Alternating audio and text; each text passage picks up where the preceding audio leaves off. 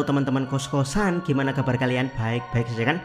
Akhirnya volume 1 Jujutsu Kaisen Modulo telah selesai, dan menurut Abdikos chapter 9 memang benar-benar menutup volume 1 Jujutsu Kaisen Modulo, karena memang chapter 9 menceritakan habis flashback para Simurian di planet mereka. Jadi kita tinggal menunggu dua volume yang tersisa, yaitu volume 2 dan 3 untuk melihat puncak konflik dan penyelesaiannya nanti seperti apa. Jujur pendapat Abdikos setelah membaca chapter 8 dan chapter 9 adalah GG Akutami sebenarnya cukup baik kalau cuman dikasih beban menulis cerita alias bukan menggambar, karena cerita yang ingin dia sampaikan ke pembaca terkait isu imigran Simurian benar-benar mengena. Dan entah kenapa sekarang Abdikos yakin kalau isu yang diambil GG Akutami memang benar-benar isu tentang si biru dan si hijau di tanah Arab, atau lebih tepatnya isu penjajahan secara umum. Buat kalian yang penasaran kenapa Abdikos memakai pendekatan si biru dan si hijau, adalah karena media YouTube ini milik mereka. Jadi peraturan seperti tidak boleh menghina bangsa biru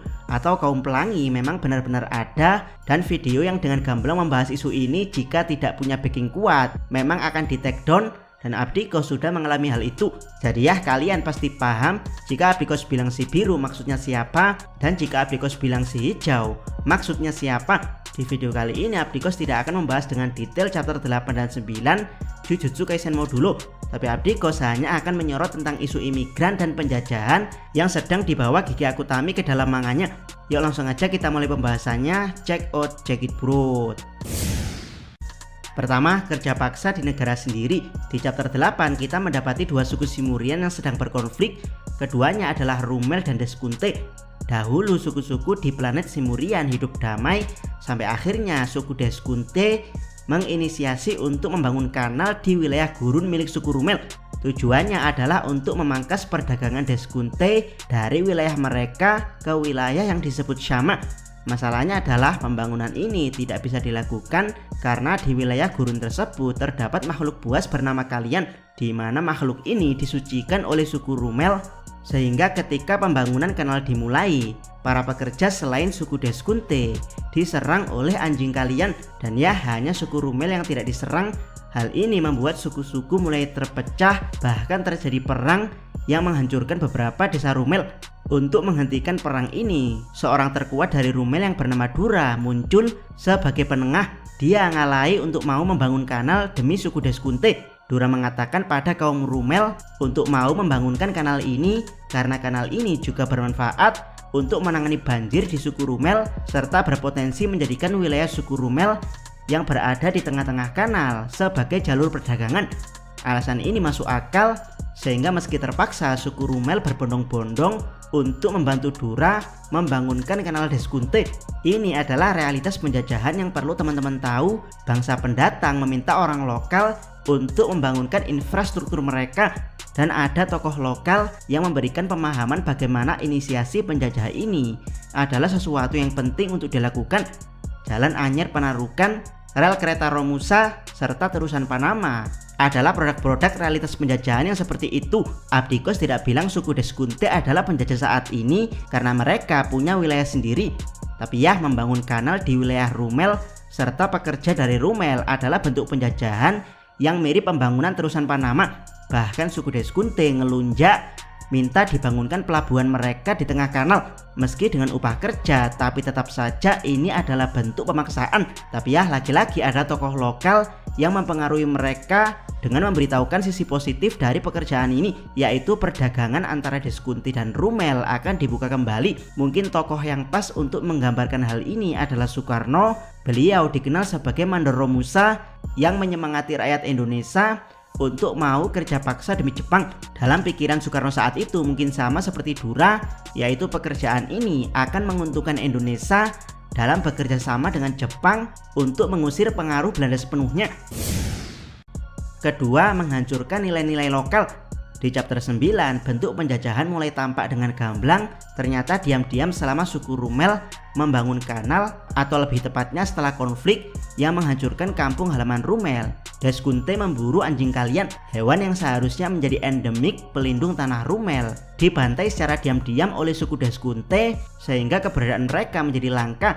penjajahan jenis ini memang terjadi di dunia nyata, mereka para penjajah menghancurkan kearifan lokal untuk menggantinya dengan pengaruh penjajah, apalagi kalau kearifan lokal tersebut mengancam nyawa si penjajah. Dan sama seperti di dunia nyata, ada sumber daya alam yang diincar Deskunte di wilayah Rumel, yaitu batu permata bernama Mul. Dura diam-diam menyimpan batu ini untuk membangun kembali tanah Rumel yang hancur akibat konflik pemisahan. Tapi ya, syarat penggunaan batu ini adalah perdamaian dengan Deskunte terlebih dahulu, karena buat apa ada batu berharga kalau Rumel dan Deskunte masih berperang.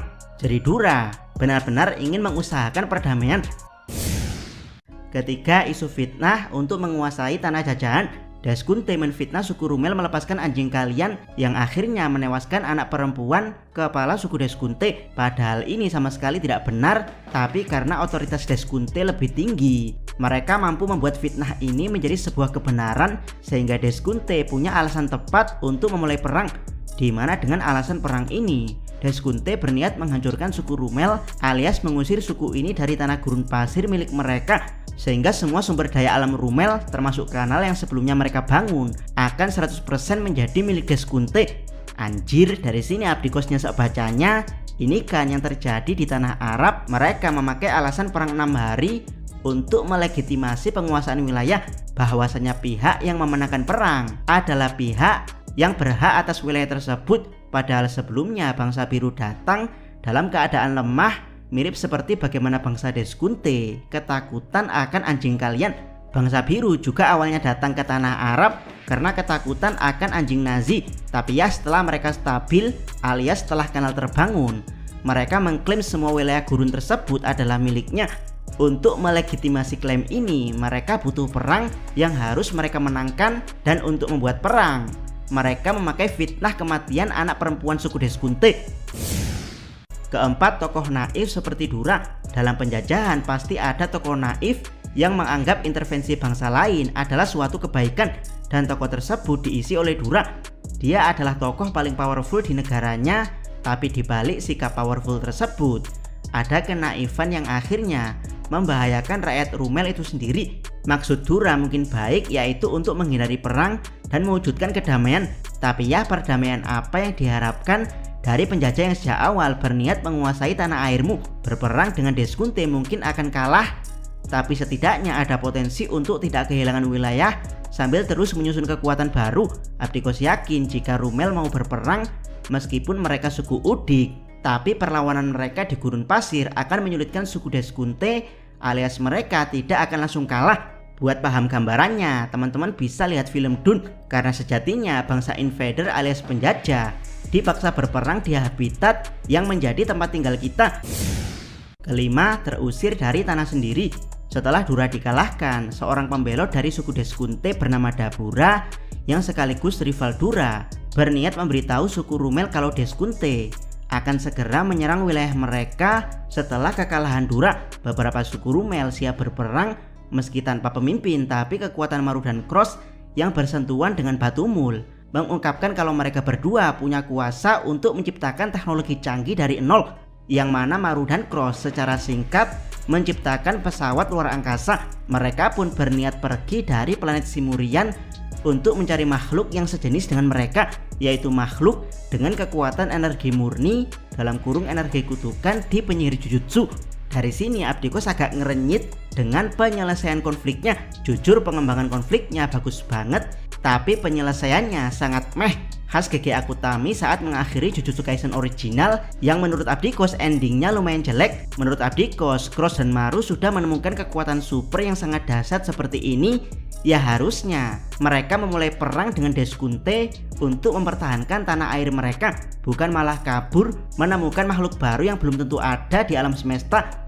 Memangnya mereka tahu kapan mereka akan menemukan bumi, sementara perkembangan di planet Simurian masih terasa seperti abad pertengahan. Menurut Abdikos, penyelesaian konflik yang cukup baik adalah membuat mereka berperang lebih dahulu, yaitu antara suku Deskunte dan suku Rumel, dimana meski dengan teknologi super canggih, suku Rumel tetap kalah karena kurang pengalaman akan perang. Dengan sisa sumber daya, mereka kabur mencari tempat tinggal baru. Jadi kesan kemarahan Cross tentang penjajahan saat dia mengungkapkannya pada Yuka akan lebih terasa sehabis mereka kalah perang demi mempertahankan tanah air. Daripada sekarang konflik belum pecah, suku Rumel sudah kabur duluan. Konflik ini malah terasa seperti suku Rumel menyerah terhadap penjajahan serta kabur dari tugas membela tanah air. Simpelnya suku Rumel adalah pengecut dan kenaifan Dura adalah sumber dari kepengecutan mereka. Jangan lupa subscribe channel Otakos dan jangan lupa share video ini. Salam.